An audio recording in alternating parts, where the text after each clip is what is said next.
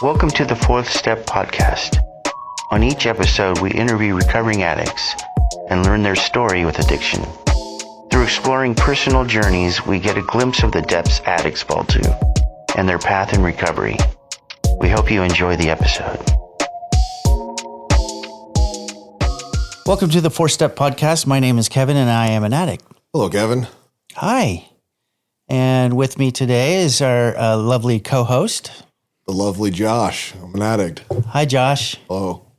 And the person that we are interviewing today is our dear friend, Steven. Hello, Steven. Hi. Good to be here. How do you normally announce yourself at a meeting? Steven, I'm an addict. Oh, hi, Steven. That's normally what we do. So what is your clean date and how much time you got? Clean date is April 21st, 2000, and I recently celebrated 25 years. Damn. It's a long time. It is. Does it feel long to you? It does. So you got clean in 2000? I got clean in 2000. Yeah. Crazy how fast time goes by, It dude. does. No shit, huh? God. Yeah. So, you know what we do here. We're going to ask you a bunch of personal questions and talk about childhood and trauma and guilt and shame and fear and resentment and all the good meaty stuff in a fourth step. So, if you want to get right into it, what was your childhood like? My childhood was, I was born in a manger. You're on a roll, buddy. Steven.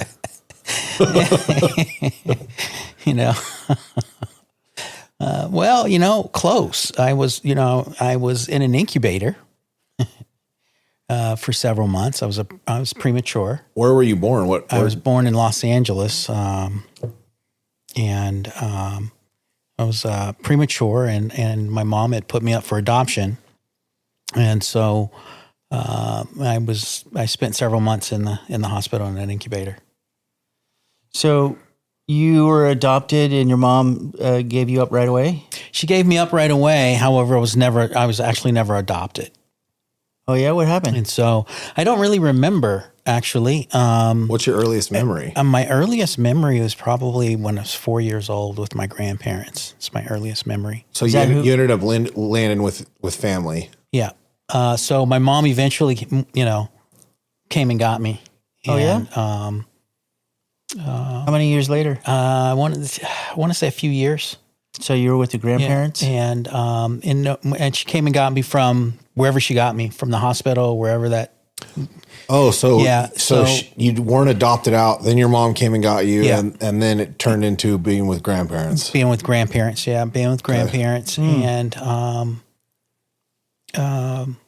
and she would pop in, and I'd spend some time with her, and then I'd go back to grandparents and to my I would go back to my grandparents' house, but I basically grew up with them, and my mom would kind of come in and kind of hang out and take me away for a week or so. I'm assuming she was an addict.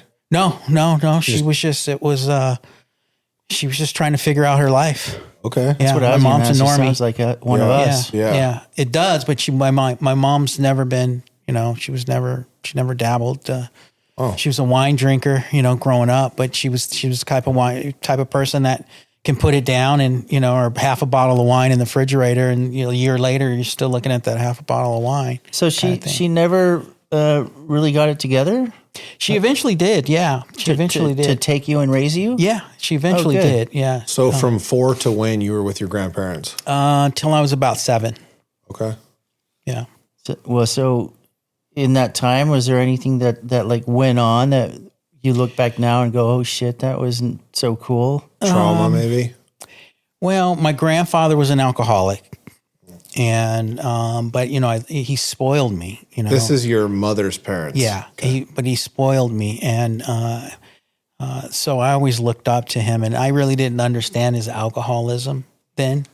I just, there was times where he was abusive to my grandma and and I didn't understand why. But it was just all like a big question mark, a puzzle. I still, I didn't understand life. I didn't understand being. I didn't understand any of that until like Catholic school. You know, You went to Catholic school? for a brief minute, and they talked about God and Jesus and everything, and I'm like, oh, I was wondering who that picture was on the wall, you know, and You thought it was a relative, huh? no, I didn't know who it was actually. I'm like, who's that white guy Yeah, Uncle on the J- with the wall. long hair? You know, Uncle Jesus? He looks like a hippie. That's interesting, though. So, your grandparents went to church, Yeah, they were devout and they Baptists. they took you. Yeah, A lot. They sure did. They sure. And this was still in LA? Yeah, yeah. Did Dad ever come around? No. Never Do knew. you still to this day? No, I didn't meet my biological father till I was in my late 20s. How'd that come about? Fourth step. Oh, no kidding. Yeah, I wrote a fourth step with my sponsor, and you know, and then I wanted to learn more about my lineage, and you know, throughout my whole life, you know, I wanted to know my father, and I felt like that was a missing piece. Huh. Interesting. Did You know, and I wrote about it in that inventory. did it feel like he was the missing piece? I thought he was. And was he? But you know, he could have been, but there was what I experienced in meeting him was a rejection. Yeah, that's tough. Yeah. That's tough. So, as a kid growing up, no abuse. Yeah, there was a lot of physical abuse. From 4 to 7 with grandpa? No, or not with past grandpa. that? So when my mom, you know, in her process of getting things together, she met someone, you know, and he had some kids, and so we became this blended family, and at this point in time, you know, I had already started to develop a really strong temper. I was the shortest kid in class. I was the shortest kid in the neighborhood. But I was the one that was always rolling around in the dirt fighting with someone. Yeah. And I also, you know, didn't have much. And so when I saw something that I wanted and I wanted it that bad, I would steal it. And there was times where I would get caught, you know, and I would get in trouble. And those are the times that I got whippings with my grandpa. And so I took some money out of my mom's purse, and 2 days after meeting my mom's boyfriend, now soon to be her husband, Oh, you know, I got my first beating from him. really? Yeah. So he was mainly the perpetrator of the abuse, physical Yes. abuse. Yes. How long did that go on? Went on till I was 15. Really? Yeah. So from 7 to 15, roughly? Yeah. Went on till I was 15, and it stopped when I was 15 because I confronted him, and I wasn't having it. We started fighting, fist fighting, and after that, he left me alone. Didn't touch you again? No, Yeah. Could be he's afraid of what you do next. probably. I can relate because that was the same with me. Right around 15, you know, I was getting swung on, and I cocked my fist back. That was the last time they ever touched me. Yeah. I left home soon after that. So did I, actually. I left home. Yeah. I left home soon after that. I was about 15 and a half. And then I spent the next 2 years staying with a close family. I called her my aunt, but she was really just one of my mom's best friends. Yeah. So the And that was in Culver City. physical altercations, was it punishments, or was it mostly just repercussions for like bad behavior, or was it like it's been a bad day and I'm gonna get whooped today? It was all of that. Okay. Yeah, it was, some of it was bad behavior. Some of it was just, you know, I didn't brush my teeth Yeah. kind of thing. So lots of fear and uncertainty and Yeah. Intimidation. yeah. Well, looking back now, did any of that stuff, do you feel it played a part in the decisions that you made to get loaded? No, actually, so You know, When how did you? I became an addict was for me is strange and peculiar. So my stepdad, he smoked. He was an ex heroin junkie who cleaned up on his own. Just no type of program. Just dry. Just dry. You know, and then he medicated with weed, and he would drink Myers rum, but I never saw him drunk, but I would see him high all the time. You know, and he grew it in the backyard, and my brother started growing it in the backyard, and he was quite okay with that. And so every now and again, I think the earliest time that I got high, I was probably 10, maybe. That's kind of young. Yeah, 10 or 11, maybe. It was in elementary school, but I remember not liking it. And I remember not liking alcohol. And every now and again, you know, with the fellas, kind of peer pressure kind of thing that, you know, they're passing the joint, I would take it, you know, and then sometimes I wouldn't because I just didn't like it, you know. And so for me to get to where I am was peculiar because of, you know, and seeing my grandfather and how he progressed and eventually died of alcoholism. I just, you know, didn't think that I would ever end up that way. Wow. So you didn't get your addiction trigger until later in life, huh? No, yeah, till later in life. That's a trip. Other than the physical altercations, was there anything else like that stands out from your childhood that may have played a role in transitioning into like active addiction? No, you know, there was always identity issues growing up. You know, I looked different from everyone in my family on my mom's side. You know, and that's why I always gravitated to wanting to know my father. And I didn't know anything about my father or until I was 9 when my mom sat me down and said, you know, I always thought that one of her boyfriends was my dad. Really? You know, and I had his last name for a little while. And you know, I think by the time I was at age 7, or by the time I was age 8, I had 3 different first names, and I had 1, 2, 3. 3. I want to say 3 different last names. That's a maybe head 4. fuck. 4 different last names. Yeah. So It's a head fuck. there's I'm just trying to be 7, dude. Who am I, dude? Right. Exactly. there's a whole plethora of aliases right there. Yeah. You fall back on. What ethnicity are your parents? So my mom's African American with some Native American, and my father's German, and Mexican Indian, which was also you know from Arizona area. So So growing up, so you say you felt like different from everybody else. Did you experience any racism?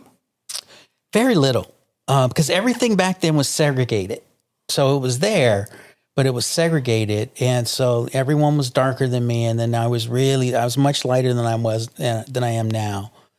You know, and I'm LA like, is also a melting pot too. yeah. And so I was always like that light skinned person, you know, and they're like, and people would always say, "Where'd you come from?" You know, and people would always make these comments, but I never got it. And I'm just like, what are you talking about? This is my family. These are my brothers. This is my mom. You didn't know any different. I didn't know any different. And then when my mom told me my father, you know, was this person and this person was Caucasian, you know, all of a sudden, you know, my world changed, you know, and everything was segregated. And then at that time they started busing kids. The integration thing started. Yeah, you probably yeah. remember that. And you start busing out the white kids were going to the black schools, and the black kids were going to the white schools. And And the we would get riots on- would break out. Yeah. Well, it was nothing like that. When it was always a smooth transition. And I just, you know, all of a sudden I started to meet a different population of people, and I was accepted. Huh. You know, I was accepted, and I'd gotten into skateboarding, and I'd gotten into surfing, and, you know, growing up in LA, I wasn't far from, you know, Culver City, Marina Del Rey. The white side came out. Yeah, it's Santa Monica.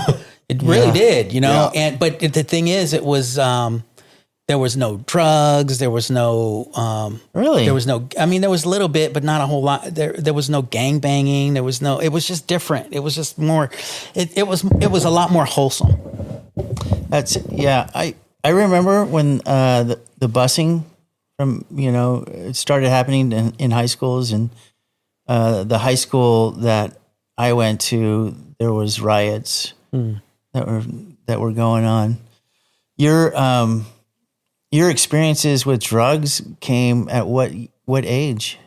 Like with the pot addiction. at a very early age. Yeah, but the addiction. But harder drugs didn't take place until my probably till around 23. So you were a late bloomer. So Yeah. it's like a very, very slow progression, like weed occasionally until you're 23. Yeah. And that was pretty much it. Well, until then? I started drinking, but again, I was drinking socially, going to the clubs, just nothing obsessive. or compulsive. nothing upset. No, I wonder- it was always constant and is always in my life, but I was just a part, it was social. Yeah. And it wasn't until cocaine got in the mix. Oh, that's a hell of a drug. And Funny, right. That's what I thought too. What the hell And of a drug? and it wasn't until that, and that took a while too, because my buddies were doing it, and I was just like, no, I'm not about that. But eventually, it's sitting around playing dominoes and cards and stuff like that. And next thing you know, you take a bump, and this is cool. Next now thing you know, dominoes are really fun. yeah, and then and all of a sudden, I'm not so much of a talker, and all of a sudden I became a talker. Like, Yeah, I became High a on talker. I'm meeting all these women that I wouldn't normally approach, and I'm drinking more, because I can sustain more in my system now, and I'm staying up later, and it was just fun. When you talked about your all your names and aliases, that reminds me of your birth certificate. Tell the audience about that story. Oh yeah, and so that's how many last names did I say? I forgot. 4. So that's 5. So that would be 5. So in the adoption process back in those days, there was a lot that took place to make sure you didn't find out where you came from, and so on my birth certificate it says unnamed baby Mason. So that whoever was going to adopt me, they had the opportunity to actually name me at that point. And Mason was your last And so name? Mason was my grandmother's maiden name on my mother's side. Yeah. And so, and so for years, I would say I need to fix my birth certificate so it reflects my name. And I've just been putting it off because it just brings up a lot of stuff for me. Right. So you're going to change the birth certificate so that it matches the name that you've My name now. today. Right. Yeah. So where Either that or I'm going to change my name to Baby Mason. Baby Mason, dude, that's pretty tight, actually. Yeah, right? That's what I pretty told cool. him when he told me the story. Baby Mason. I think Just call me Baby. That's your, Dude, I gave that. That's kinda his street like name. that. Yeah, right. I like that. That's good. Baby Mason. So, how did your current name? You don't have to say your last name if you don't want to, obviously. How did that one stick? How did you land where you're at now? So for years, I had my stepfather's last name. Okay. And when I got clean, I did another inventory.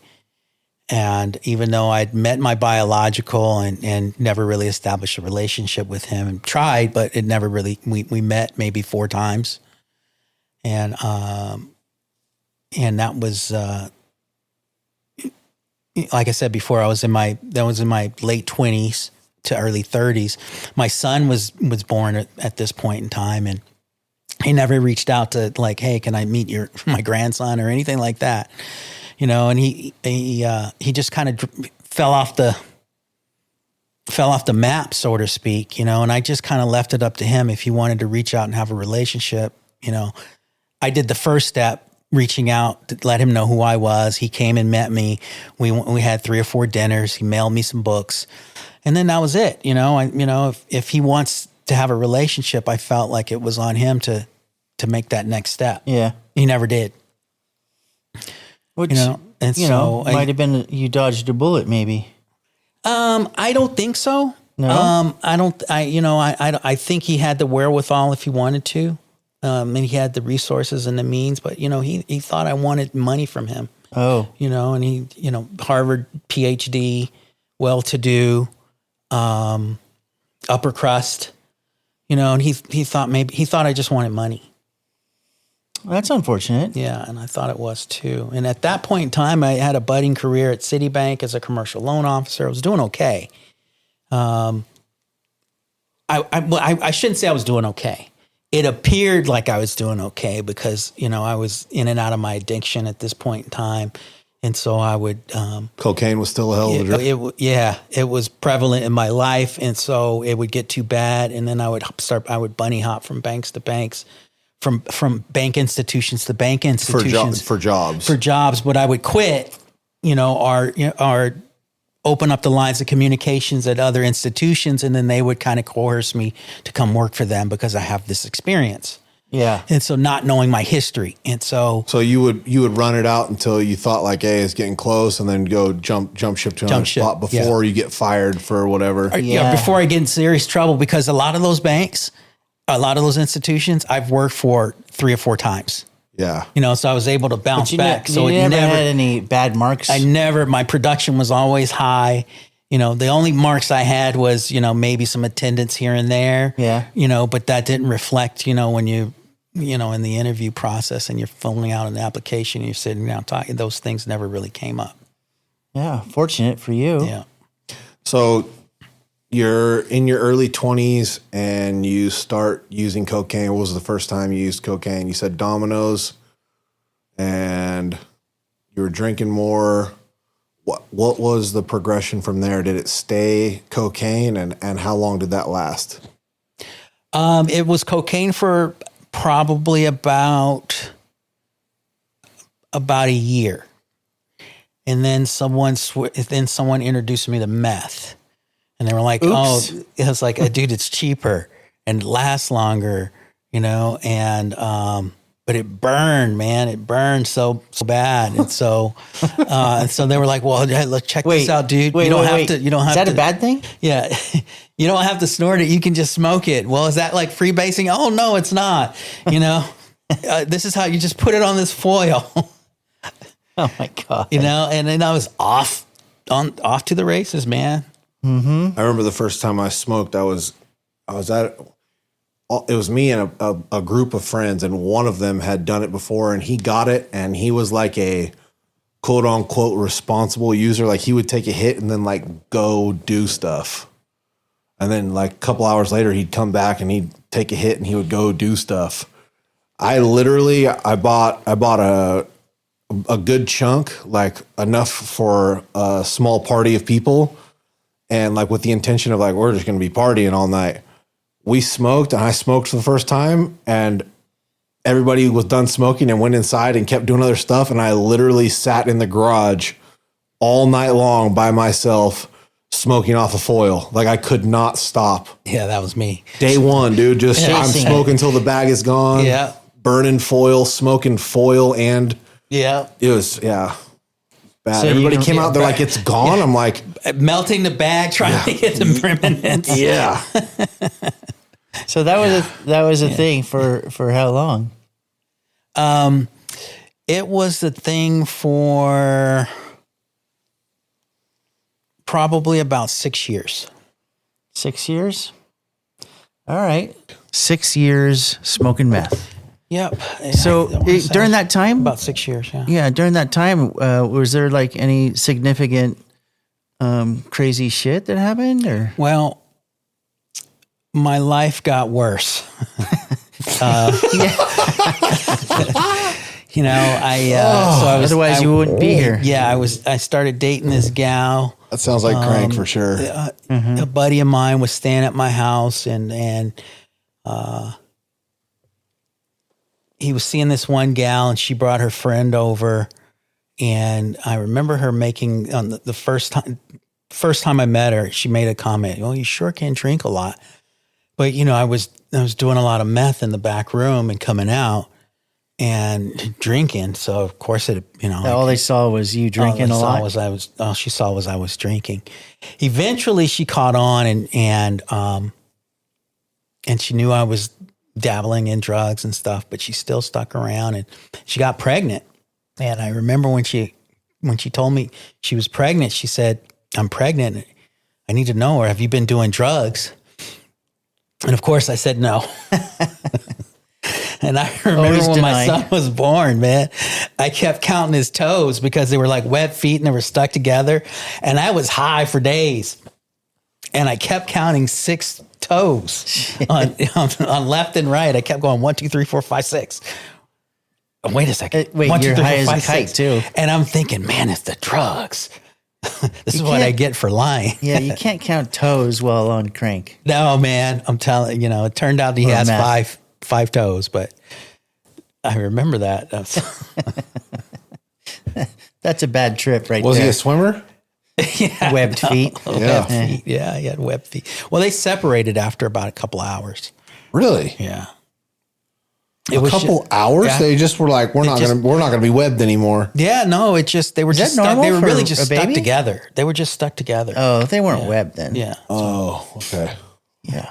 You're freaking us out here. Oh, sorry. Wow. I'm thinking They about were now is- temporarily webbed because due to being stuck together. Okay. I'm thinking of Waterworld. Kevin Yeah. Costner. Mutant. Yeah. There was a kid. I was on swim team when I was a kid, and there was this. What was his name? No, we don't need his name. Kurt. His name was Kurt, and he had webbed toes and partially webbed fingers, and he was fast. Wow. Yeah, that would do it. Yeah. Cool. Cool story, Josh. Yeah. So you're about 30 and you're doing meth. Yeah. I'm doing meth, but I'd been doing it for a while now. But when my son was born, which was my late 20s, I really, my using really picked up. All of a sudden, As a result of not being able to deal with the responsibility of the kid. as a result of knowing that I had a kid on the way, and I didn't, in the back of my mind, I'm bringing this person into this world, and I didn't want this person to live the way I lived and not have a father, but I didn't know how I was going to be a father. And then I'm doing all this stuff that I knew wasn't right. Yeah. And so, I didn't know how to deal with it. And so It's a total head fuck because I'm not good enough because I'm doing this stuff. And then the guilt and shame of doing the stuff makes you do more of the stuff. right. Yeah. And so I started going to church, and I got baptized thinking, okay, if I get baptized, Did you get baptized while you were loaded? No, I wasn't loaded. Oh. No, I wasn't loaded. That would have been fun. But I remember thinking, okay, this is going to cure me. Right? And 2 days later, I'm getting loaded and I'm like talking to God, like, God, I just got baptized. What's up, man? I'm not supposed to be doing this anymore. He was supposed to fix You it. were supposed to fix this, and I just thought that's how it worked. And it just turned out didn't work that way. All that But in my church. mind, I thought that's how it was supposed to work. So that didn't happen. So you kept getting loaded. Yeah, so I kept getting loaded. So at what point did you decide to get clean? And was meth like the end all for you? Like you were doing dope and then all of a sudden you got clean, or did it like Yeah, it was the graduate? end all. Yeah. Okay. Yeah. I had one LSD trip in there, and that was horrible. Yeah. Yeah. It was How'd that horrible. go? So the guy who was staying with me, who introduced me to my son's mom, he had some LSD tabs or whatever, some little tabs. I don't LSD. and the next day I was scheduled to have, probably at that particular time, a meeting with a brand new client that would have been my biggest client in banking At the bank. at the time. And so I needed to have all my ducks in a row, and I did all my due diligence and everything in my presentation. And all I needed to do was just get some rest and wake up and put on a nice suit and show up. And this buddy had these tabs, and he says, well, you probably should just take one or two. I was like, nah, I ain't gonna take it. And then I finally, let me take it. Couldn't hurt. So I think I took Couldn't two. hurt. And Oh my I God. wasn't feeling anything. I wound up taking 6. Oh, And then I was seriously tripping. I was in no place, shape, or form to go to work the next day, and I had to call in. I had to call in sick. were you still tripping in the morning when the sun came up? You were still. Yeah, I was still tripping. I had to call in, and I just, I'm sick. I'm throwing up. I'm coming out of both ends, kind of thing. I can't make it. Which wasn't true. It wasn't. And so my boss wound up going on the call, and it turned, and it was a successful call. I did enough pre-work, and I did enough front talk, so to speak, to really build a relationship. So it was pretty much done deal. And I had that relationship for several years, actually. But at that time, you were on the call high? Were you still seeing Aztec temples floating around your head? No, but I mean, I took a couple of days off before I went back into the Get yourself office. together. Dude. And I swear, I'm like, dude, I'll never do that again. And true to form, I never did that again. I was Never like, did man, LSD I'm like, again? it's whack. I was just trying to imagine telling because we've all done the call into work so many times. I'm just imagining telling my boss during my active addiction while I'm on acid, I'm sick, man. It's coming out both ends, and just trying to hold it together. Right. Just trying to really play that role. Yeah. The thing is, it was the 90s, and it was like, it was 93. So That's Nancy Reagan just say no to drugs. But drug awareness in the workforce in corporate was almost non-existent. Nil. And so they didn't. Nowadays we can look across the room like, oh, this guy's on one. Well, we can see each other. Yeah, we can see each other, but they can too these days in the workforce. But it wasn't like that before. Yeah. So I remember these empty stares and like, what's wrong with him? Something's not right, but not knowing what. Because I don't smell like alcohol. Because I'm on meth. Yeah. So they can't put a finger on it. Like, what's going on? And so I just kept doing what I was doing, and all the insane stuff that went along with it. What was the catalyst to So get clean? So one of the guy that introduced me to drugs got clean. And he came over and said, hey, man, I've been clean for, I don't know, I think he was clean for 9 months or a year or something at that point.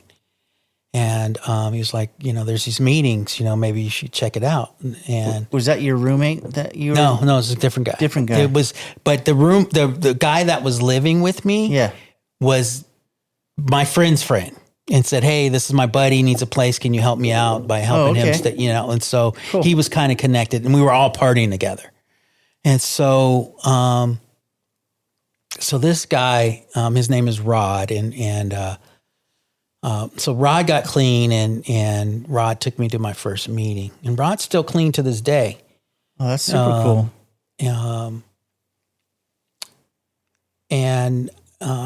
I remember You're still in Southern California at this time? No, I'm in San Jose at this point. Okay. Yeah, I'm in San Jose. What? I'm just curious. When did you happen to move up? So I moved up to SAC in the late 80s. And What then- age? And I was in my 20s. Sacramento 20s. Yeah, I was in my I was you in went my from- early. I was in Sacramento by 21 You went from LA to Sacramento or 20 by 20. I moved here when I was 20 from LA. from LA. Yeah. Yeah, And then you transitioned out to San Jose, and now you're back here. Santa Cruz. yeah. Okay. Yeah. And again, when I moved here, my life was good. I wasn't an alcoholic. I wasn't an addict. I was, things were responsible. I had a great bank job. I was 20 years old driving a 911 Porsche. I had an apartment. My Porsche payment was $300 a month and my apartment was $300 a month. That's awesome. Right? Yeah. And $300 a month back then was like a lot of money. Well, cigarettes were 50 cents a pack. Right. And a gallon of gas was 50 cents. Right. And so I was doing well. I always had nice cars. I had a 300ZX. I had a Mazda RX-7 at one point. So you were kind of rolling. I was doing pretty good. And so when drugs came into the picture, things started to dwindle. My career started to dwindle. My production started to dwindle. And, and my life started to change, started to get a lot more dysfunctional, and I started to experience more consequences. Yeah, so Rod took you to a meeting. Right. Rod took me to a meeting. Did you stay clean? No, did you get clean right away? That was December of 1994. And my son was 6 months old at that point. And no, I didn't stay clean. I heard something. I knew it made sense. And I kept going to meetings after that. So the seed was planted? The seed was planted. I kept going to meetings, but I would, I was either drunk or high in between meetings. So it took me a while, it took me a while to even start raising my hand. And then when I started raising my hand, I was that guy in his first 30 days forever. Literally forever. Did you accumulate any time between 94 and 2000? Like any substantial amount of time? I did. I had 6 months once.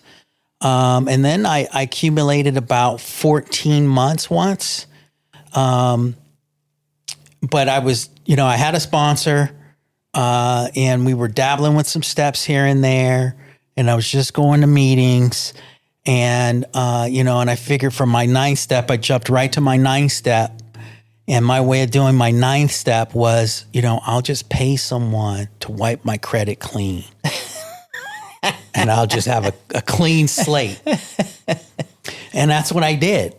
And next thing you know, and it was credit, and that's when the credit score driven model came about. Yeah. And so banks, you got a 700 credit score, here's a $5,000 gold card, and next thing you know, I had 4 or 5 of these gold cards. I had a really nice Lexus, and all this stuff I got on credit, man. And then I relapsed and I started using really hard, and all that stuff went bye-bye. So things were getting really good, and that's perfect time for you to say, I got this. I was living a lie. I was living a lie. I was living dirty. I was pretending that everything was good because it looked good on the outside, but I spiritually, I hadn't done any work. Yeah. So then you have experience going to meetings, and when it got really bad, what was that time that you, so was it back and forth a lot? That was 98. And so in 99, I just said, forget it. It's, Prince says we're going to party like it's 1999. The world's going to end. We don't know what's going to happen in 2000. 2000, yeah. And so, you know what? We're not going to be here in 2000, so I'm just going to party. That was my mindset. And so for 1999, that whole year, I partied. Yeah. And my son's mom just, poorly. I mean, I drug her through so much, and she stuck around. She's just poor lady. And eventually she was just like, I'm done. I'm done. And well, looking back, you don't blame her. No, not at all. Not at all. No, looking back is, I don't blame her. I feel a little bit, sometimes I feel a little bit ashamed of some of the things that I did. Yeah, that'll come up, shame and guilt. Yeah, and so I spent many, many years just, making amends just by how I live and how I treat her and how I support her and how I support my son. And she's married and she has a couple little ones and she's got a wonderful husband And we actually have a kind, good, loving relationship. You know, we're just co-parent well. we co-parent well, and That's awesome. but it took several years to build that. And several years in the program, Yeah, not getting loaded. several years in the program, not getting loaded. Exactly. I was asking the question, was there anything else, dramatic that happened during the time that you were using all this meth until the last time you got clean? Or what was that story about you getting clean for the last time? Well, my life was super chaotic. I wasn't showing up for friends and family. People would come and check on me from time to time. Like people from the program? People from the program and Rod would call and would come and check up on me from time to time. And at this point, my son's mom really didn't have much to do with me. She really started to back off, and She lost faith in you. yeah, she really lost faith. And I would show up and hang out with my son here and there, but they were like an hour here, an hour there, and Your son in the back seat. yeah, and I remember. yeah, and You gave away the story. That's not a giveaway. and Close. so I'm trying to get clean, man. And once 2000 hit, I'm like, oh snap, we're still here, and I still had a job at Citibank, and I'd worked for Citibank 3 or 4 different times, in a 10-year period. Right? You're all on good terms, though. I'm all on good terms. And the thing about Citibank is they had, I started working for them back in the late 80s, early 90s. And on my hire date, my official hire date, it said, no, my official hire date would still maintain my original date back in the late 80s. And then I went to another bank called Bank of the West. And I had bounced back from Bank of the West a couple different times from 96 to 2000. And it still picked up my original date as 1996 as my hire date because I'd kept bouncing back from bank to bank. And anyway, it's 2000. The computers rolled over, and the files are still here, and I still have a job, and barely. And the reason why I still maintain a job is because my production was always high. It's just I was never around. I always did what I needed to do and then leave. So, in essence, my hustle became my employment. Gotcha. And 2000's here, and I can't stop. And I'm like I'm asking myself, what am I going to do? And I start going back to meetings. What does the using look like at this time? It's binges. It's like 3-4 day binges. 3-4 day binges. And Meth, cocaine, alcohol? just meth. Okay. Just meth and alcohol. And when I wasn't on meth, I was drinking. And what would happen is I would drink to a certain point, and then I would start craving the meth. Yeah. And then once I started on the meth, life just kind of was at a standstill until the bag was gone. And once the bag was gone, then I was able to resume my life. And so I would parcel it up and hide it in different places of the house. And it never worked. No. It would if it did work, it would work for like 24 hours, enough for me to get to work and then come home and do it again. And then go check every other cabinet. Right. And, so I'm going to meetings, I'm announcing myself that, as a newcomer, and you guys are reaching your hands out, and you guys are inviting me places, and always suggesting that that maybe it's a good idea for me to be of service. And I would show up. All the meetings were at 8:00, and I would show up at 7:59, and I would leave at 8:59. So I never fellowshipped. I would really do my best to just go in and listen to a meeting without you guys having to talk to me. Right. Yeah. So it got to a point where, But you're still high. yeah. And I wasn't high during that hour. Gotcha. You know, and that was the only time that's the only time I really wasn't high was during that hour when I was at a meeting. You know, I could have came in high, but I wasn't getting high during that hour. Mm-hmm. And so my only reprieve was really meetings at that point. You know, I started having thoughts of wanting to get clean, but not knowing how to stop. You know, and I showed up at an NA convention. I showed up drunk as a skunk at an NA convention. And you guys didn't send me away. You said to sit down and you're welcome. You're in the right spot. You know, and the That must have been fun, huh? Drunk at an NA convention. No, I would have liked to have been there, so I can fuck with you. yeah, drunk at an NA convention and reeked of it. And of course, you guys asked me, was I drinking? And of course, I said no. It reeked of it, and so the next day, you know, I picked up my son.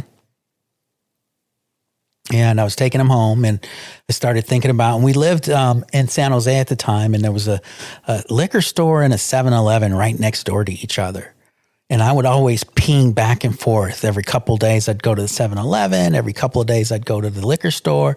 In my mind, I thought, okay, if I went there every single day, they would figure out that I have a problem. But if I went and switched, The people at the store would figure out? Yeah, and if I switch it up, they won't figure it out in my mind. But they always knew what I wanted.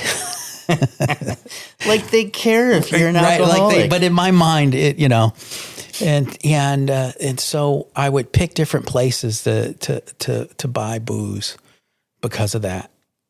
So are you taking your son to meetings with you? I'm taking my son. I'd taken my son to meetings since he was a baby, and so he was familiar with the meetings. But he was a good kid. I mean, in the sense where he was 5-6 years old. This yeah, time? but even before then, when he was 2, 3, 4, he wasn't that kid running around the rooms. He was that kid just latched on to his dad because he didn't know how long he was going to have me. Right. You know, so he was just, he had both arms wrapped around my chest, my stomach area, and sitting in my lap. And he stayed like that throughout the whole meeting. We would get up and we would, prayer out, and I'm still holding him in one hand, and he's in my arms up until we get into the car. From getting out of the car, going into the meeting, to leaving the meeting and getting back in the car, he's still in my arms. So he just wouldn't experience leave. at meetings then. Yeah. And so he picks up, he was a really smart kid, super, super smart. I mean, he was walking at 9 months. He was talking at, I don't know, I want to say around 14, 15 months, and he was, sentences, he was like a sponge picking up on everything. He was super, super smart and very inquisitive. And so he would just listen in the meetings and he would pick up on things. And how was co-parenting at this time? Co-parent, well, it was really his mom. I was not a co-parent at all. I was a show up every now and again, or she would call and say, "When are you going to come see your son?" Your son's asking about you and he won't stop crying, kind of thing, and then I would pop in and he would just light up like a Christmas tree. And so we're driving home, and I start thinking about this is a Saturday, so I showed up at the NA convention on a Friday. And on a Saturday, I'm like, I picked him up, and we're driving home. And how old is he now? He's 5, and we're driving home, and we were on Capitol Ave driving home. And I remember thinking in San Jose, and I remember thinking about the 7-Eleven, and so I said. His name is Tyler, and I called him Mookie back then. And I was like, Mookie, we're going to go to a meeting. And he says, "No, Dad, I hate those meetings. I don't want to go to a meeting. I don't like them." I'm like, okay. And he's in the rear view. I can see him in the rear view. He's in his car seat in the middle section of the back seat. And so the eyeball contact from the rear view to him was just lined up. Right. And so, he says, "Dad," I said, "Yeah." He says, if we go to a meeting tonight, will that mean you won't drink tonight? And then I'm looking at him through the rear view, and that we're just making that eyeball contact. And I'm looking at the road, and I'm looking at him. And then I said, yeah. He says, let's go to a meeting then. And I'm He didn't want you okay. to drink. And no, he didn't want me to drink, man. And so we went to a meeting instead. And I didn't drink that night, man. And it was a perfect storm because the next day, my sponsor, his sponsor, my brother came down from LA. One of my stepbrothers came down from LA, and Sounds there like was an this intervention, and they were going to send me to Pathways, but they didn't want me to know I was going to Pathways. And Pathways is, for people that were incarcerated, that's taking time off of their sentence, and choosing to go into a program in lieu of jail time. And they figure, oh, Steve's not going to want to do, I still thought I had it going on a little bit, because I was, I had to wear a suit and tie to work. And so, but what they didn't know is that I was done. I just didn't know how to stop. And so had they sent me to Pathways, I would have went. They just didn't think I would have, knowing who I was. And so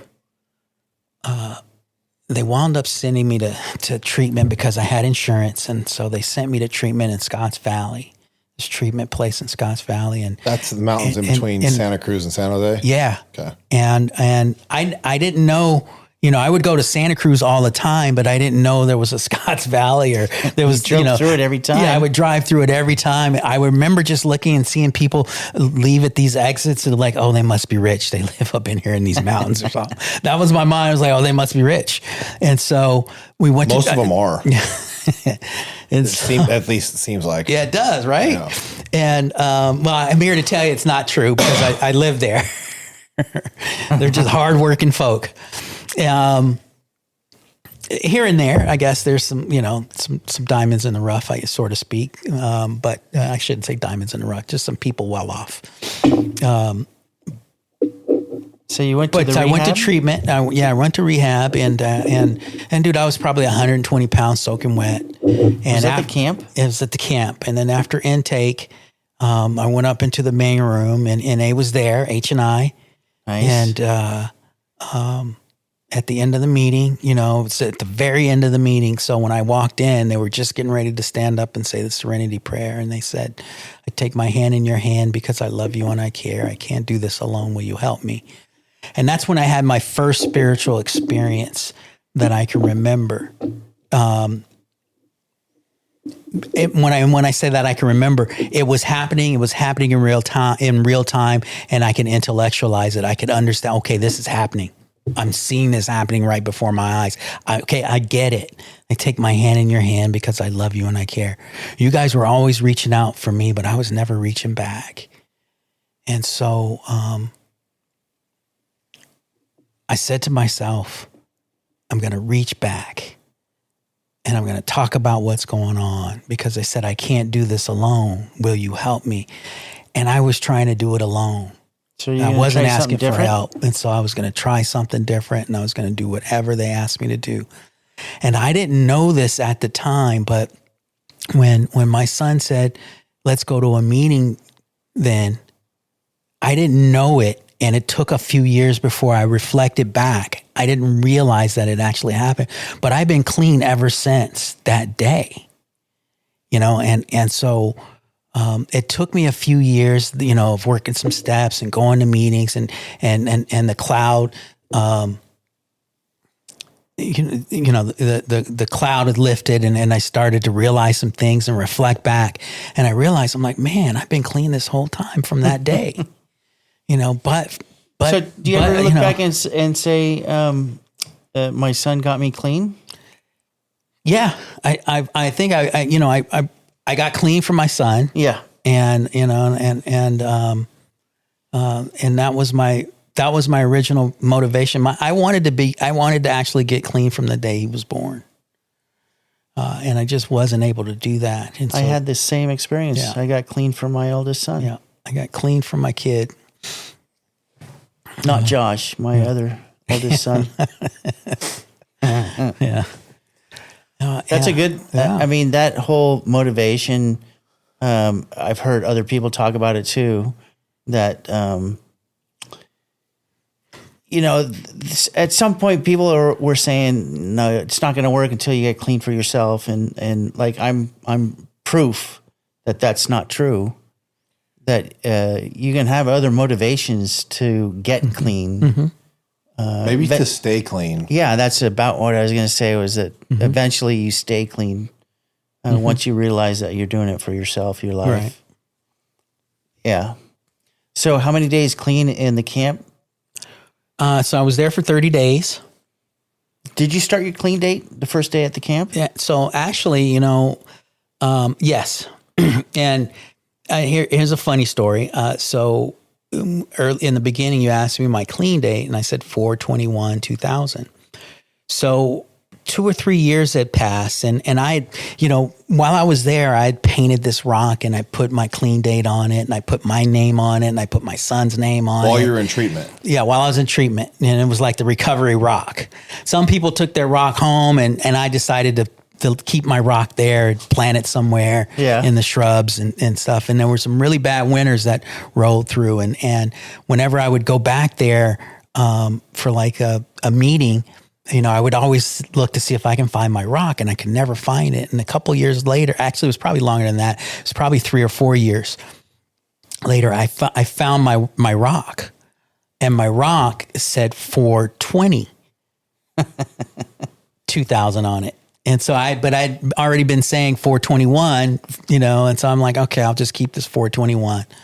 Every now and then I'll claim that 4/20 when I'm at a convention and it's Just a in Saturday case. and it happens to be on 4/20. Yeah. Then I'll stand up, and just get that little front. So you're for fronting 24 yourself hours a day? Yeah, I'll front myself a day. Every now and again I'll do that, but that's the extent Hey, of whatever. it. I mean, it's not up to us Yeah. what your clean time is. Yeah. That's funny. Yeah. So you got clean. So this is, we'll go into some of the 4-step questions now.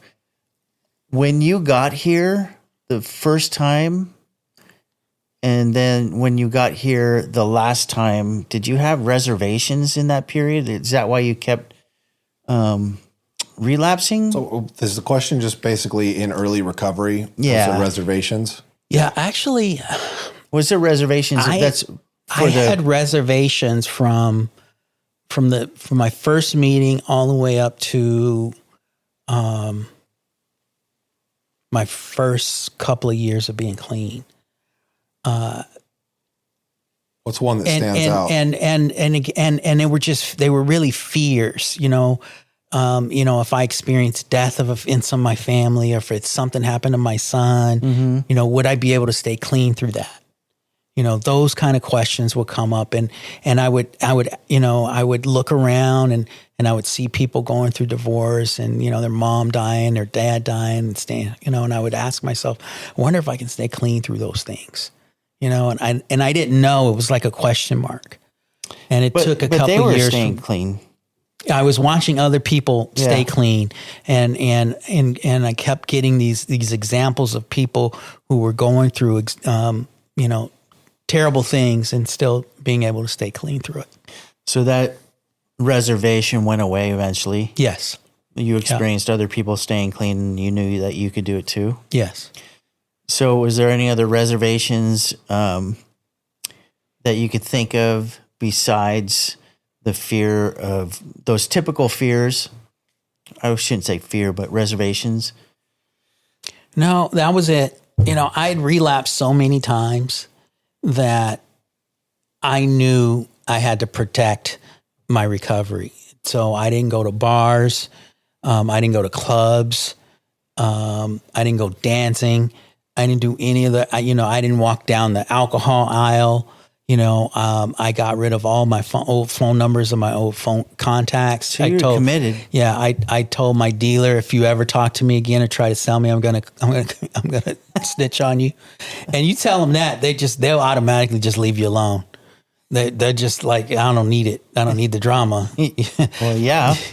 And I was totally committed, and so I cut off all my old contacts, and I just started to all my contacts became NA contacts. I started going to meetings. When I had about 60 days clean, I was still living in that place, and I was going to Santa Cruz for meetings every day. It was about 1 a.m. I started thinking about that 7-Eleven that was across the street from the house. Yeah. I was still living there. And so, that was in San Jose. You got clean after I got out of treatment. Yeah. So treatment in Scotts Valley. During that time, you were getting your recovery in your meetings in Santa Cruz. So when you left there, you stayed going to Santa Cruz because it was comfortable. Yeah, it was comfortable. I liked the community. I liked the fellowship. I'm an introverted person. So they have such a massive men's group there. Yeah, it's close net. You mean you can flip a booger and somebody will see you in Santa Cruz. Yeah. It's in recovery. And so. And I enjoyed that. I enjoyed that accountability. It gave me a sense of security. It felt safe. So I was still living in San Jose though, and I was driving there every day.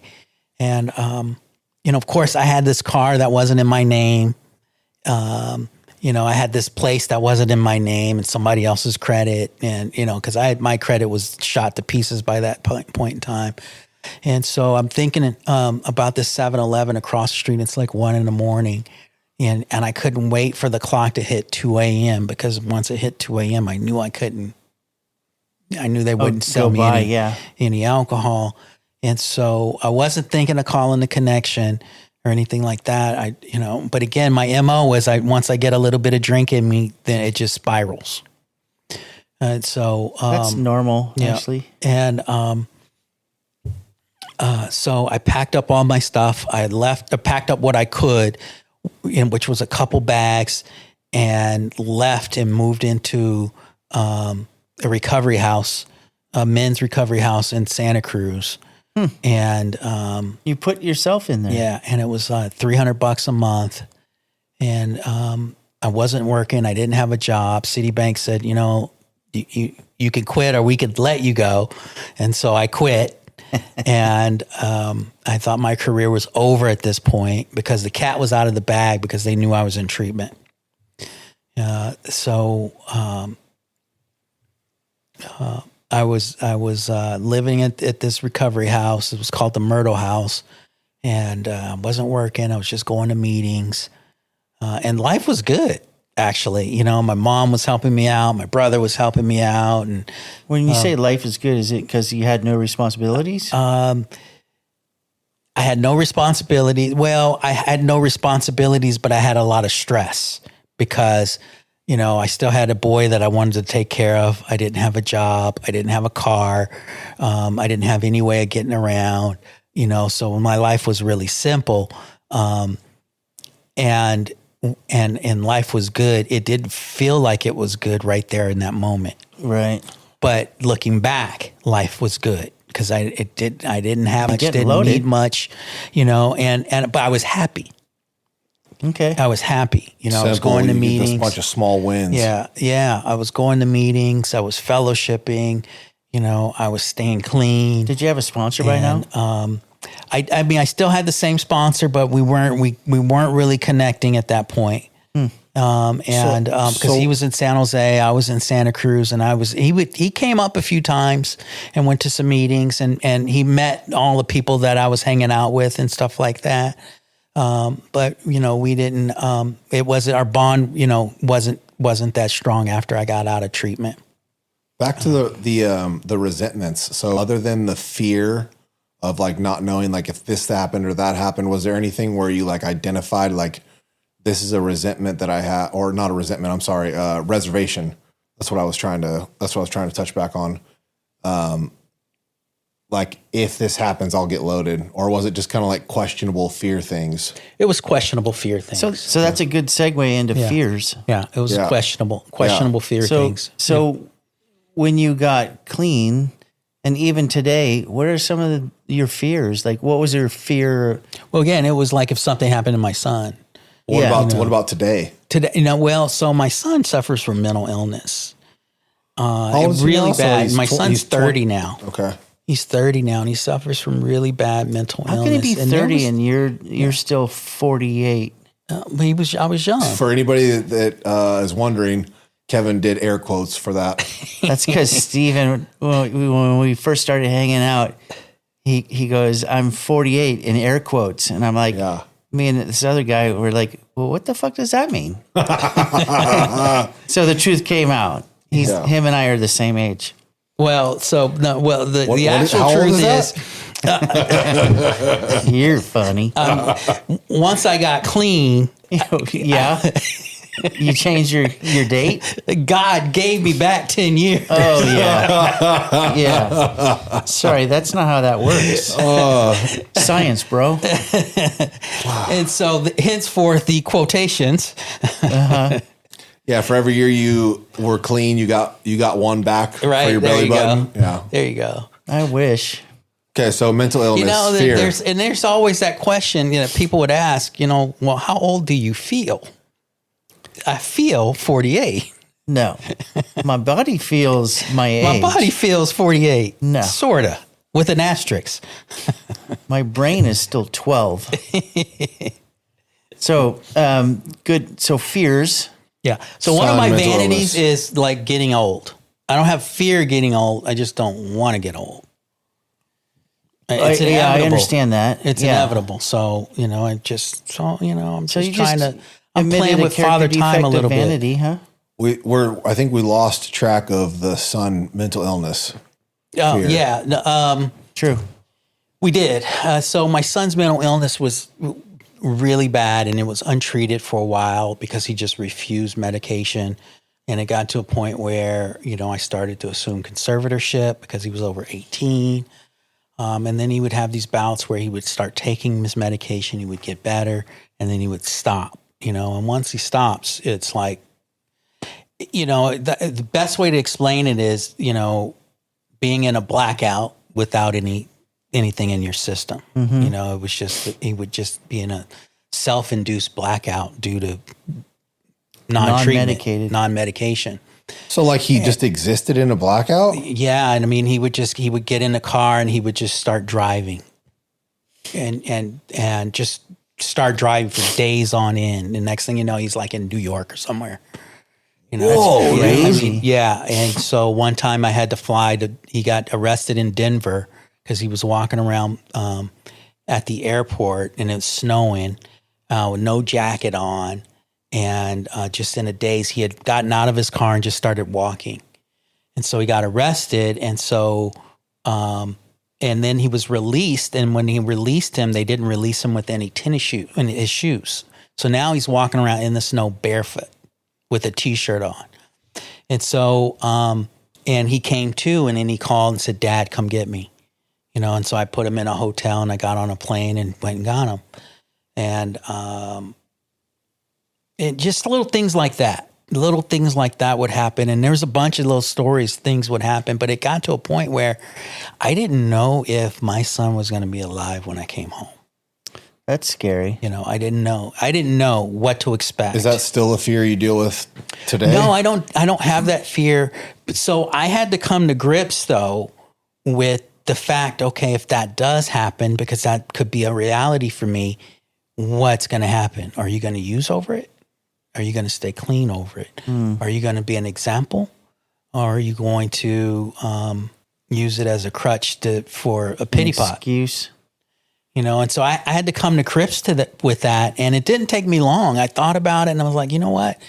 If this is, if this is my story, I'm going to embrace it with some dignity and grace. And I'm going to walk through it and show others that they can walk through it too. I'm going to be sad and I'm going to be torn apart, but yeah, I'm going to stay clean through it. That's good. I was just talking to my dad earlier today about fears. The current most common manifestation of fear for me is losing track of responsibilities, like missing something and then having repercussions because something slid through the cracks. And then I'm scared that I'm going to miss something. And then I miss more stuff because I'm consumed by the fear. And so my solution has been, I just need to get good at accepting consequences if they show up because I missed something and do the best I can. And you're also working on having less stuff going on. Yeah. I think I'm pretty cooked, dude, because I don't have a ton going on right now, or at least it doesn't feel like in comparison. Yeah. But I'm like, stuff still slides through the crack, and I'll just like, I know I'm missing something important, and it's gonna end bad. That's why your fiance is your calendar. Yeah, and Jason in the office too. I'll regularly send him texts like, "Hey, set an appointment and a reminder for this." Not even work related stuff. Yeah, it helps. That's good. Yeah. Anyway, fear. Yeah. Any other current manifestations of fear for you right now? No, that's it. Everything else. What about? Golden. You say that, right? No, but I'm serious. There's though. always something. What about fear of being alone? Can you admit that one? I'm saying that because I'm your friend. It's not that it's so much. I don't look at it that way. I don't look at it. He just put you on blast? He did a little bit because I do have fear of being alone. However, it's not devastating. It's not devastating. If that's my lot, then I'm just gonna roll with it, and just kind of figure it out. I don't see it as life threatening or or the end all be all or an excuse to go back out. I don't have any excuses to go out. What about? I have zero excuses to go out. I have zero. If this happens, right. So no reservations. I have zero reservations. Yeah, zero. just fear in general though. Do you have any work related fears or things like reoccurring, like, oh fuck, like worrying about with work stuff? Here and there, I think that's normal though. I think it's normal because I have several businesses, and the one that has my heart the most is the care homes. And it's serious business because it's caring for elderly, and these elderly folk are dear to me, and so their well-being is important. Their happiness is important. They're making sure that the staff I have in place that is taking care of them, is taking care of them in a nurturing way. So, really no fear in any of that. But when someone gets sick or someone falls, it's there's always some type of worry. It's like when something happens to one of your children or your loved one or your family member. It's that same type of worry. And so when there's some type of fear involved in that, it's just it's navigating through that unknown. Yeah. But it's them getting hurt. Yeah, but it's like you said. I think it's normal. A healthy kind of fear. Yeah, though. normal. I don't think it's an abnormal type of fear. There's no obsessive loop or repetitive story related to anything that you're telling yourself that's rooted in fear. No. Yeah, that's cool. That's good. No. What about resentments? Good one. Yeah, I have resentments all the time. So do you remember one when you first got clean? What was like the big resentment when you first got clean? My father has always been an underlying resentment throughout the years. Is it still heavy today? It comes and goes. It's not heavy, but it still comes and goes. But when it comes, it's like it'll hit me and then and I'll run with it for a minute or two, and then it'll fade because I'll just walk myself right out of it. I'll talk myself right out of it. Yeah. But it still comes up. So you catch the story before you start spinning too deep into it. Yeah. Any other ones? My ex-wife. Current today? It's funny because I at one point I think last year. How far removed ex? We were divorced in 2009. Okay. So we got married in 2000. We met in 2003. Got married in 2004. Did you meet her in the rooms? I met her in the rooms, and we divorced in 2009. And it was a hairy situation, and that was that was a situation where I didn't want to use, but I did want to live. because I didn't want to, I wanted to stop thinking. I wanted my brain to just stop thinking. Yikes. Dude, I can relate to that. I get that sometimes, man, where I'm like, dude, this is too much. Yeah. Do you have kids other than the son that we've mentioned? No, not that I know of. Okay. I think we all can say that. Here's a, you guys at some point is going to ask me like a horror story is some type of, and I got one for you guys. I got more that I could tell you too, but here's one that just popped into my head. So this is something I'm really not proud of. But when I was out there running and gunning, man, Tyler's mom got pregnant. So Tyler was probably about 2. And she got pregnant again. And during that same time, I got 6 other women pregnant. Whoa. You So got some 7 potent women. shit in you. 7 women, all different nationalities. And He's potent. and I didn't know I was, but at that time, I guess I was, because I never had these stories of getting people, pregnant throughout my years, except for that one moment in time.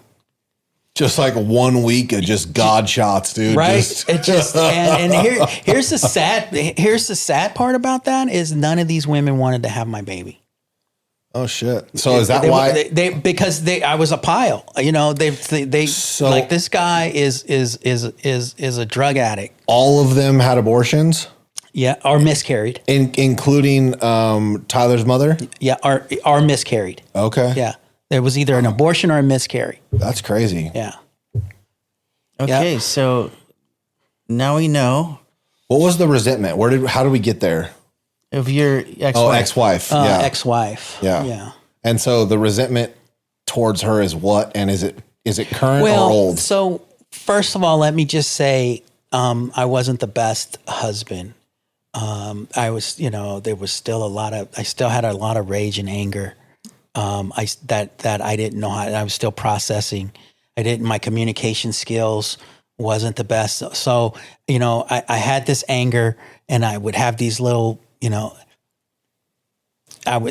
these smart remarks and everything. And then but I was also really quiet. So I didn't know how to communicate. So I'm living in a household where, it's either it's happy, it's going good, or it's just silent. And she's trying to figure out what the heck's going on. So there's that going on. And then, at the same time on the surface, recovery looks good. I'm sponsoring guys. I'm in service. Are you working steps? I'm working some steps, but but I'm not looking at the things that I should have been looking at. So I wasn't addressing the things that I should have been addressing. Applying spiritual principles. I wasn't applying spiritual principles in my household. I was in certain moments and certain spurts, but it wasn't consistent. Mm-hmm.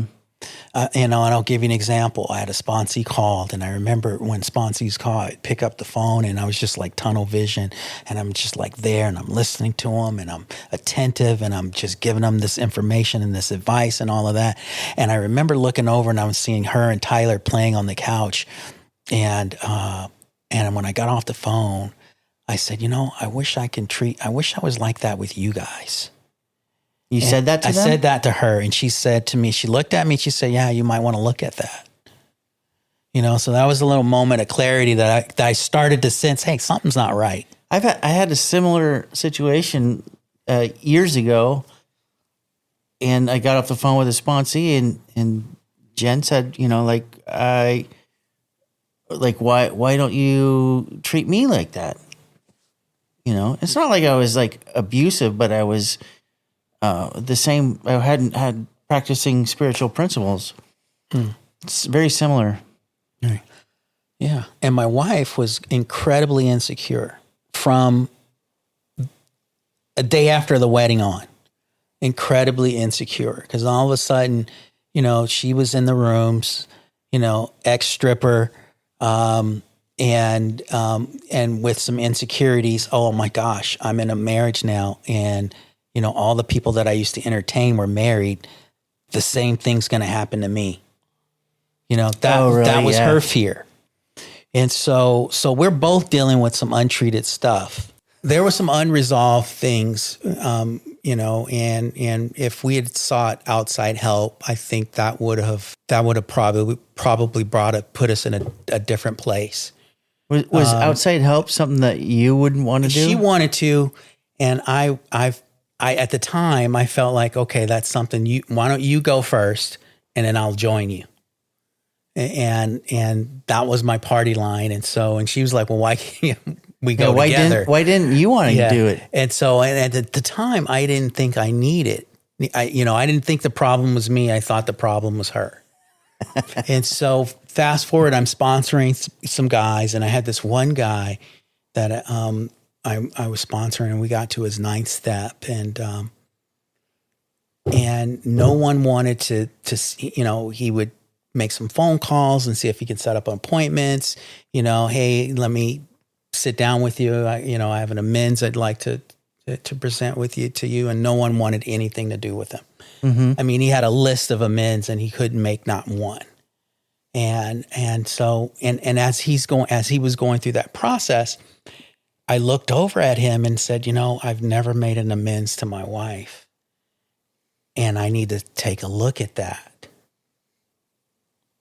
And so at that point in time,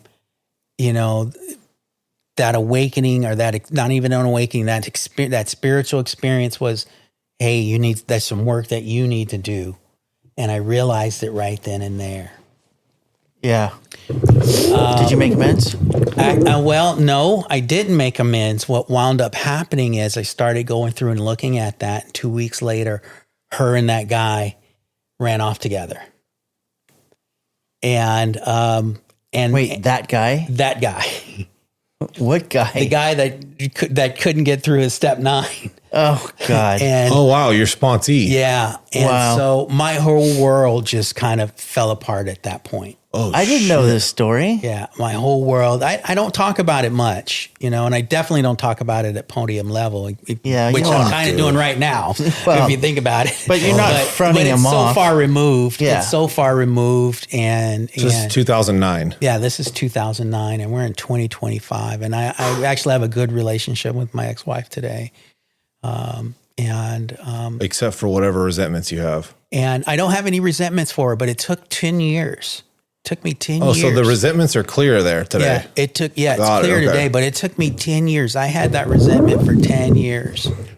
And it to the point where, God, I know I have this resentment.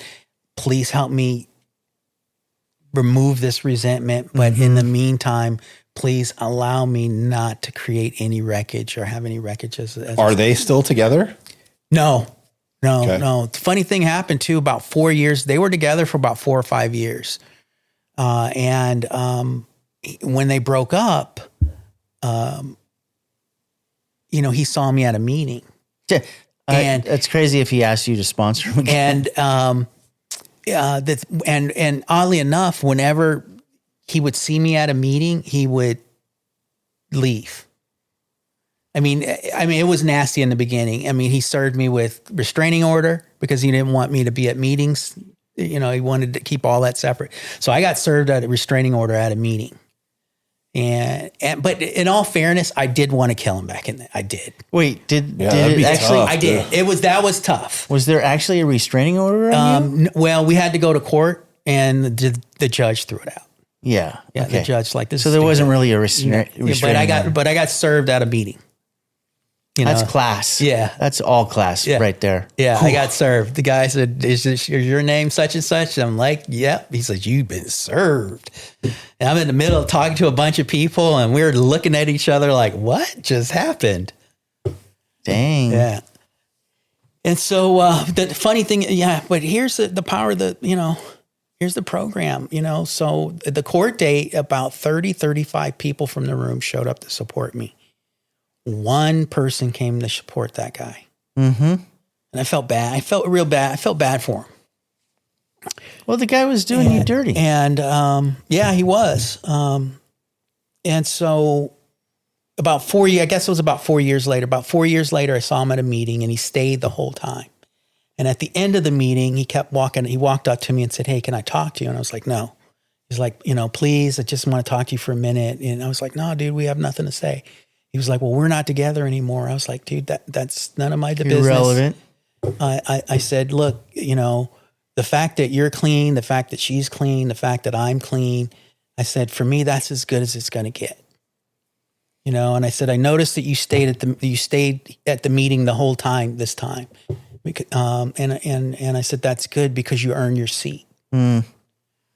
And I said, that's as good as it's going to get. And so I'm glad you stayed this time. And then I walked away. And I couldn't believe that I said that, but I meant it, but that's the power of the program, the power of the fellowship, the power of steps. It's like, dude, he earned his seat and, he deserved to be there. Yeah. Just as much as I did.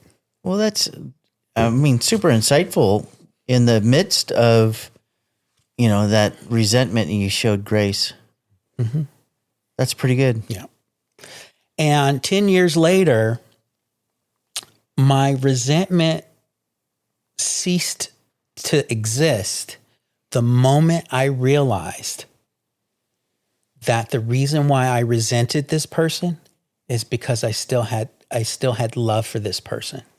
Your ex. My ex. And the moment I realized that, I stopped resenting her. I didn't, now, just because I had love didn't mean I wanted to be with her or wanted to reconcile with her. It was just me admitting that I cared for this person and had love for this person. And once I acknowledged that, the resentment went away. That's powerful. And it took 10 years. It took 10 years. It takes what it takes, right? And then my business partner ran into her, and she's now a nurse, and I have care homes, and it was like, oh my gosh, and so she reached out to me on social media, and so we've been social media friends, and then now we have each other's phone numbers, but we really don't talk. But every now and again, I'll reach out and say, hey, how's your family? How are you? Every now and then I'll stay in contact, just as an amends. Right. And just is my my way of saying, hey, we're good. Everything's good. The past is the past. I'm here to support you. And it's all good. So besides your ex-wife, other resentments in early recovery? Is there like incidents that happened during recovery that was like, oh, hey, that's fucked up? I'm sure there was things that would come up that was petty that just required me to look at my part. And once I looked at my part and looked at what I contributed, it was easy for me to kind of reconcile that situation. That's cool. Like no long-standing resentments. No long-standing relationships or resentments. Just, I had an ex after that who I had resentment for. But again, once I got to the realization that the reason why I have a resentment for this person is because I still have love for this person, and I stopped resenting her. What about today? Resentments to now? Now I do have a resentment that I'm struggling with. No. Let me rephrase that. I'm not struggling with it. I'm at a place. I do feel some resentment that comes and goes from a relationship that ended about 4 months ago. And really what Romantic? A romantic relationship. And, were you guys, you were not married to that woman? No. Oh, okay. I did not know that. All right. No, just a girlfriend. That was the plan. Oh, yeah. I will say that was the plan. Okay. But once I realized that You're looking something up on your phone? Yeah, dude, there was this quote on grief, and I was hoping I could find it. Relationships are fucking tough, Yeah, dude. but again, I thought this person was going to be The end all be all? my forever, and how long were you guys together? about a year. Okay. Yeah, about a year, and so and things didn't work out, and I went my way and she's gone her way, but the resentment for me lies in, this could have worked, and why didn't it, why didn't it work? And again, I was again in a situation that was similar to my marriage, where there was a lot of insecurity, and On both sides, or mostly her, mostly no, you? I'm not an insecure person. Okay. If I trust you, I trust you, period. Yeah. You have to do things in order for me not to trust you. But, as far as I'm concerned, when I walk into a relationship, credit is good unless you do something to make it bad. Yeah. So, but I found myself constantly justifying my character or explaining my character, and I've been clean for a long period of time, and it's Was she in recovery? yeah. You met her locally? I met her through a friend. Okay. Yeah, I met her through a friend. I met her at a party actually. What program was she a part of? The other fellowship. Got it. Okay. Yeah. I was gonna say I don't think I've ever seen her anywhere. So that resentment is still active, or just comes and goes? It comes and goes. Do you think really what that really, it just boils down to acceptance. that's what I was going to say? It really just boils down to acceptance, and I go in and out of not accepting that not accepting the okay. So I read once that forgiveness, a kind of a quasi definition for forgiveness I read was giving up the hope of a new or better yesterday. All right. And so there's That's times deep. where I will kind of get into some morbid reflection because I still have in my mind, there was, there's a lack of acceptance of that giving up that hope of a new or better yesterday. So I'm still thinking about what could have been, in other words. I went through that. Yeah. I went through that with the relationship prior to the one I have now. And I remember like, I'm pissed off because that could have worked. Yeah. Like I'm mad that could have worked. And I had no control over the other party's decisions and got blindsided and was like both feet in, everything was good, it felt healthy. And then something happened and I'm not privy to what it was. It just like, it changed and all of a sudden it's not a thing anymore. And I'm like, whoa, dude, like that fucked me up, and I was upset. And it took me about a year for me to not be mad. And then when I ran into Sadie, now I'm like, oh, that's why that didn't work.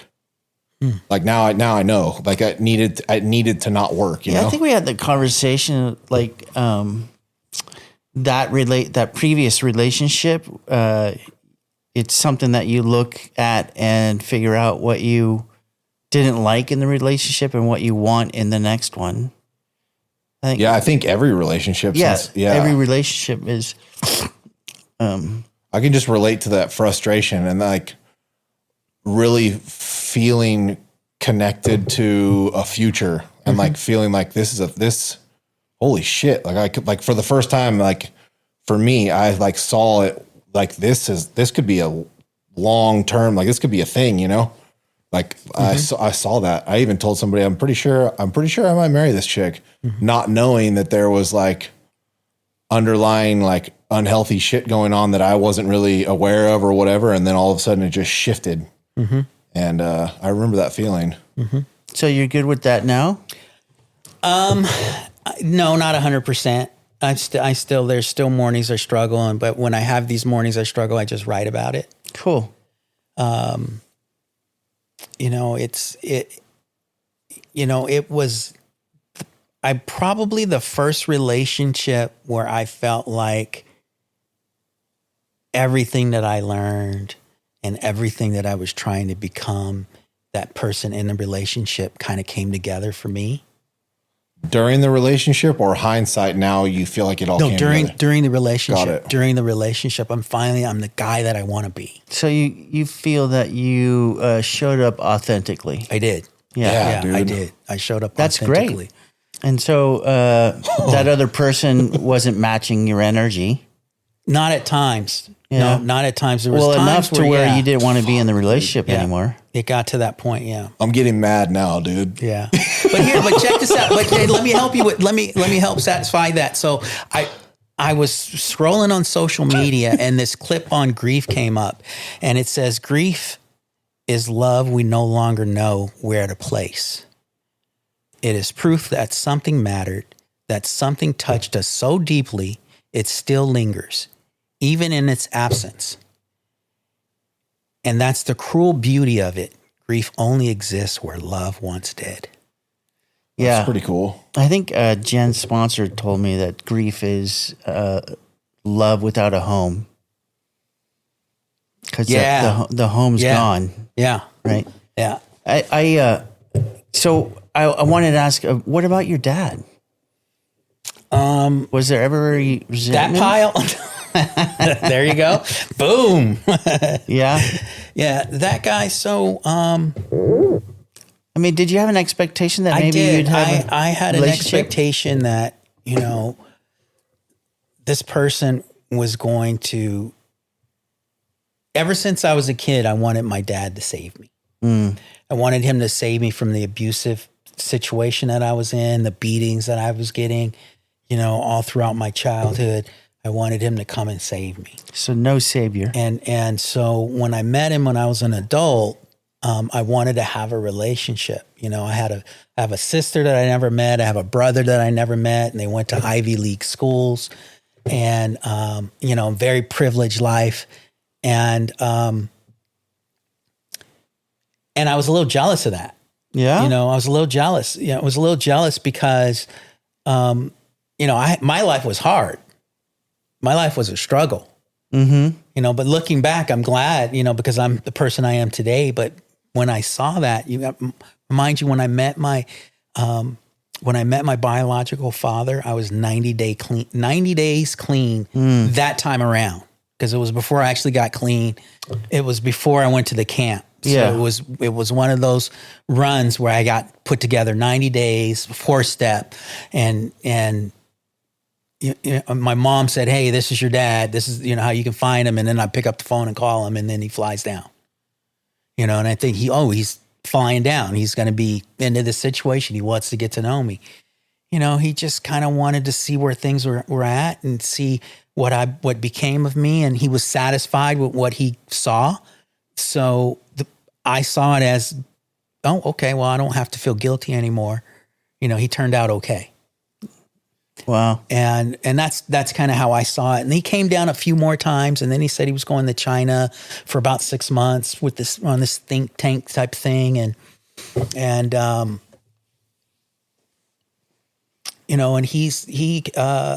my biological father created the business, the curriculum, the business curriculum at Harvard. That's his system for entrepreneurship.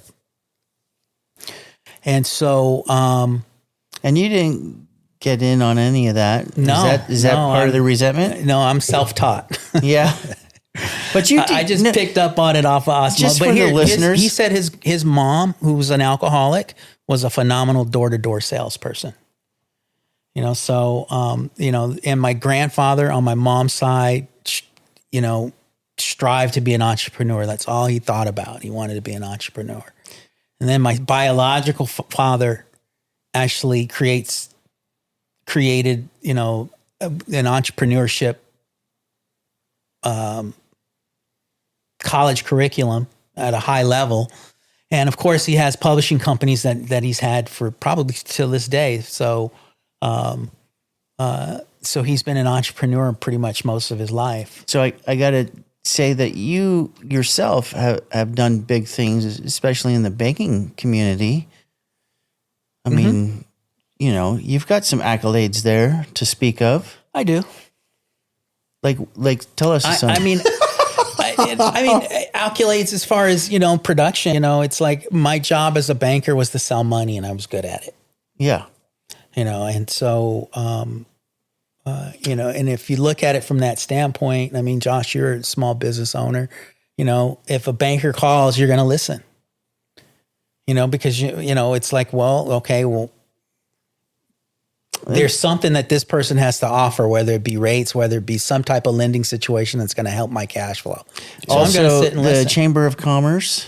Yeah, the Chamber of Commerce. I actually was the board chair for many years. So it's not like you were some slouch. No, I wasn't. But Not, see, not that but that's I a bad didn't- but thing. see, Slouches again, are cool too. I didn't realize that till later on. Okay, he walked away thinking, I don't have to feel guilty because he turned out okay. At that point in time, I didn't think I was okay. Okay. So years later, it's like, I have a brother and sister that I never met, went to an Ivy League. Well, dude, I went to UCLA. Hello. When I thought of it, I was like, dude, what are you tripping off of? You went to UCLA. So no, so when I think about it and I start to get grateful, There you yeah, go. it was hard, but I didn't have a bad life. I found a way to make it happen. So or I when found a you're- way, That's or what we God do. allowed me to find a way to figure it out. So when you're in that Yeah. space, there's no resentment. No, zero. All right, cool. I feel that. I get that. Yeah. So we did fears, resentments, reservations.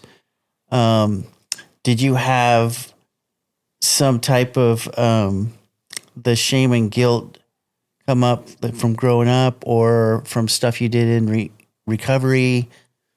I mean, we all have our character defects that we acted out on. Does any of that shame and guilt about some of that stuff still show up?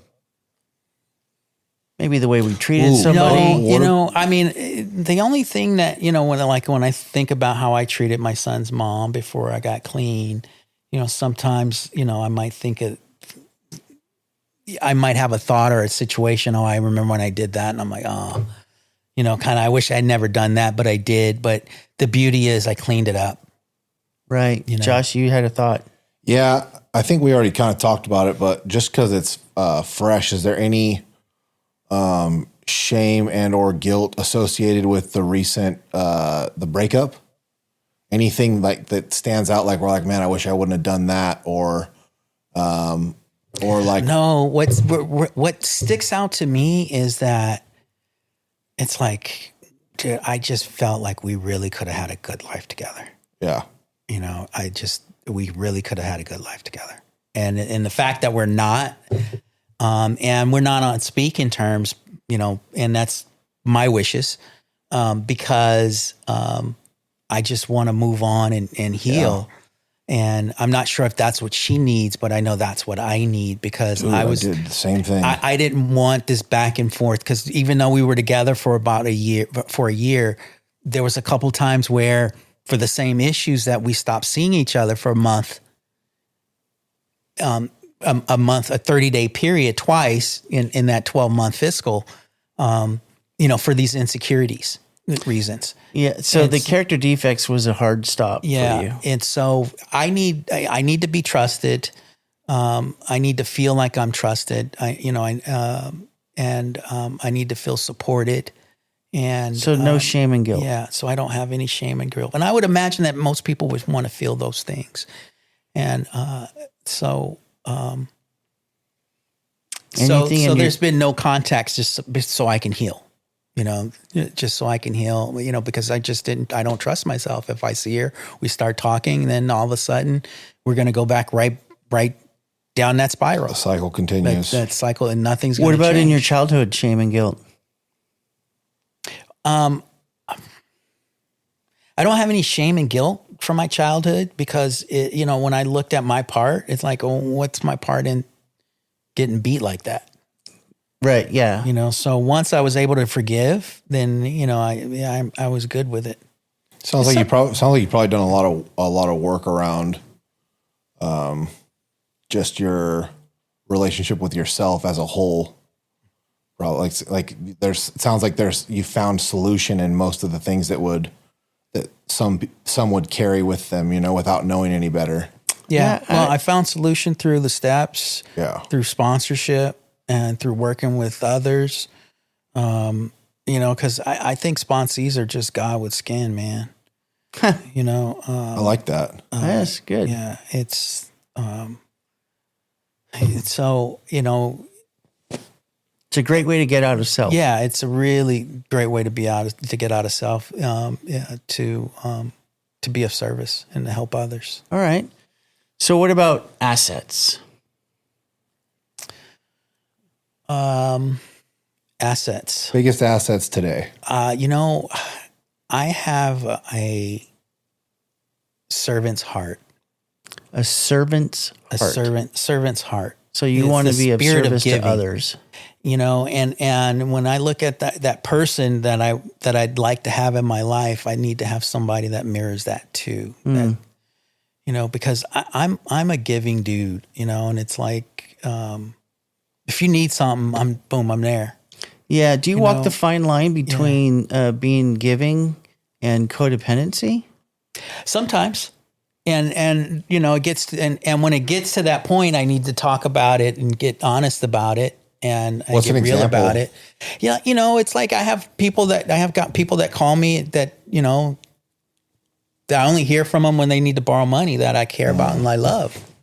You know, and a couple of them I had to stop and you know, and You stop because of the realization of codependency? yes. Like this is probably unhealthy it's for me. unhealthy because I don't know how to say no. Yeah. I can't. Instead of me saying no, I'll just here's a couple $100 because I know I shouldn't be giving it to you, but here, kind of thing. We talked about the obligation to relationships, this idea of this unspoken commitment or obligation that we build in our heads to people because of whatever, whether family, longtime friends, whatever it may be. There's this potential to continue to put ourselves in situations that are unhealthy or not serving us or the other person because of this attachment to this idea that we have to. Is that kind of tie into what you're talking about, or you just care about them so you give them money? It has to make sense though, for me. If it makes it, you know, if I can reconcile it and it makes sense, I'll continue to do it. But if it doesn't, if I can't reconcile it where it makes sense, then I'll get real with myself and I'll stop. But to get real with myself to that point where I stop is a process for me. Yeah. So you have to get to the point where you're going, oh, this is codependency. Right. I get it. So it's not just, is it anybody could do that to you, or? No. Yeah, It's just people that I care about. I mean, People you let in. people I let in. Yeah. Yeah. So All right. So there's that. What another asset? You're a giving person. another asset. Gosh, Come on. I got a lot, man. Yeah. I'm kind, I'm loving, I'm supportive. You know, Dude, you're funny. I'm a good listener. You know, I'm just, I don't know if I'd say I'm funny. I can say it. You're fucking funny. Yeah. I'm loyal. And it's So all the things that I wasn't when I was using. So the studio audience, no, our listeners, you're single, and you're a very good looking guy, and you live in the Sierra foothills area of California. Just in case anybody's wondering, out there. No, seriously, like I've been overpaid. when I think of you and assets. I would say loyal is one of your strong assets. Mm-hmm. Like, I know that I can go to you. I know that you're never, ever going to intentionally hurt me. And that's not like a codependency thing. That's like you have moral character. Mm-hmm. The ones that stand out for me are intelligent, consistent, and honest. Mm-hmm. Yeah.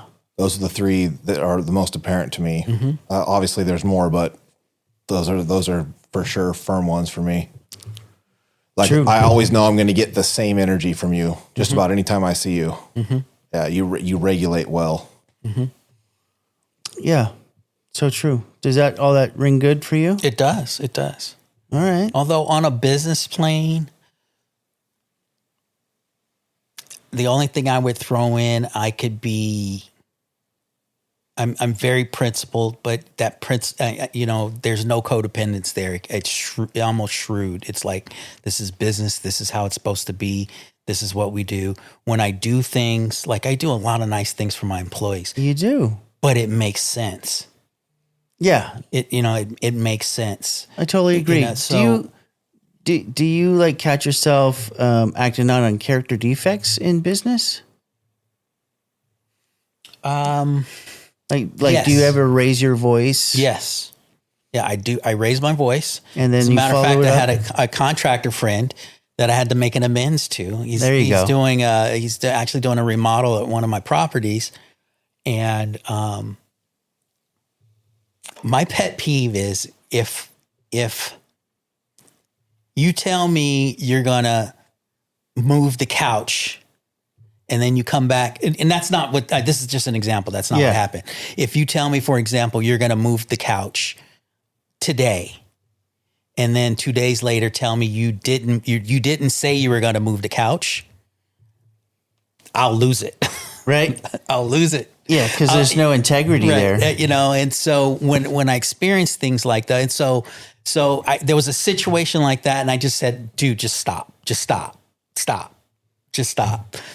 Of course, and then my octave came higher, and then I let into them. And when I let into somebody, it's like, and that's something I need to work on, because then all of a sudden it's like, I'm teaching you something. I got X, Y, and Z, this, and this, and this is why. I need to work on being able to explain that in a way that's not overbearing. All right. And so when Josh mentioned, my energy and my octave, when I get like that, I need to be able to explain those things with calm energy and a consistent octave. That way I don't have to come back and clean it up. Because I had to call him up, hey, man, the way I talked to you earlier today wasn't right, and I just want to apologize. And then when I saw him, I gave him a hug, and I apologized again. I don't want to put myself in those positions where I have to do that. Gotcha. And I'll do that in relationships as well. You have self-awareness around that. That's obvious. Yes. Yeah, Yeah. I mean, there's something to be said about never doing, but there's also something to be said about, like for me, like, because I'm the same way. I can't. My spirit won't let me sit with it, and so I've done a lot. I've beat myself up about doing that kind of stuff, but then also like learned to really, really appreciate the ability to identify it, process it, and then make the amends right then. And placed more like I have like in order to counterbalance that, I almost inflate the positivity that I feel from the amends in order to not beat myself up for actually doing it. And it kind of like, it's like smooths out the road a little bit, because we're going to do it, Yeah. It's going to happen for sure. Mm-hmm. Yeah. Cool. So we did all of our 4-step questions. This is the part where you're going to tell us one of your insane, crazy stories, or the funny story, or I know you got one or two. Well, I have one. It's not PG. It's more rated R. This is a rated R. Yeah, it's more rated R podcast. It's something that you guys. I'd be surprised if you guys find it funny, but me and the party that that we were all this happened when me and Rod, the guy who took me to my first meeting, when we used to party together, our life was insane. It's like I can have a place, and then I have to move out of this place, and he would get a place, and he would have to move out. Next thing you know, we're all living in the same place, and there's probably one light bulb in the whole house because we keep using the light bulbs to smoke meth out of it. Yeah. So there's just no light bulbs in the house, and so everyone's got a shard of a light bulb in their hand and a little big pin. Wait, you break the light bulb? Yeah. I never did any of that shit, so I don't know. Yeah, it was that it was cleaner than foil. Oh. And so, No light bulbs in the house. So back in those days, it's like, I really wasn't dating. I mean, I kind of had a girlfriend, but I wasn't seeing her. I would get on meth, and then I would look at porn for days. Oh, me too. for days. And this was back when it was really, it's like you had to go. It wasn't a Blockbuster, but it was like that little sidebar video store. Yeah. Local. Yeah, the local video store. And they had that little section with the curtain, and behind the curtain had all the X-rated movies. You can hear the kid out front. Remember. Mom, what's behind there? Oh, don't go in there. And there's Steve in there looking for hours, what should I rent today? So you'd stay back there for and I would spend hours? so much money on rentals because of the late fees. Yeah. Never can get it back on time. And so we got there's three or four guys living in this house, and we're all locked in rooms or something, smoking whatever we got, and then we're knocking on each other's door. Hey, you got any Bing? We used to call it Bing. You got any Bing? Because when you take that hit, it's like Bing. Jesus. Your eyes are like quarters, like silver dollars. So we would call it the Bing. We're like, hey man, you got any Bing? So there was no place for me to smoke and watch porn. So I took a TV, I took a VCR, and I locked myself up in the bathroom. No way. Oh, tight. You didn't have your own room? And then when these guys figured out that I was locked in the bathroom, because it was like the only bathroom, and they like, dude, it's like, wait a second, are you in there with a TV and a VCR? In the bathroom? So whenever I see Rod, and every now and again, he was like, remember the time. Yeah. And dude, we get such a laugh out of it. Dude, that is so close to that's so close to a porta potty episode. I mean, right? I used to go out and try to find places in my car.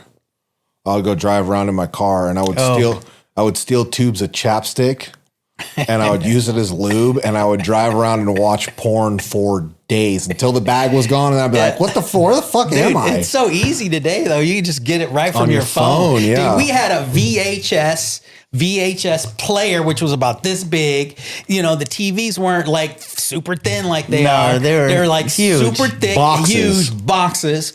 Imagine that. Yeah. In a bathroom. Dude. Thank God for technology, dude. Right? Yeah, we've had quite a few then. episodes with people that like get themselves locked in a porta potty for hours and hours, just doing their their business, smoking or nuts. snorting or whatever they're doing, and then masturbating in it. So that's pretty close to a porta potty story. Yeah. I'm so glad I don't have to live like that anymore. Yeah, us too. Well, Stephen, thank you very much for coming out and doing this episode with us. Appreciate it. Yeah, glad we got it done. It's good to be here. I know we had a tough time, and listeners apologize for like being offline for a month. I think I had some health issues, and everything is good now. You heard that alarm going off. It's not just you. We've both been busy.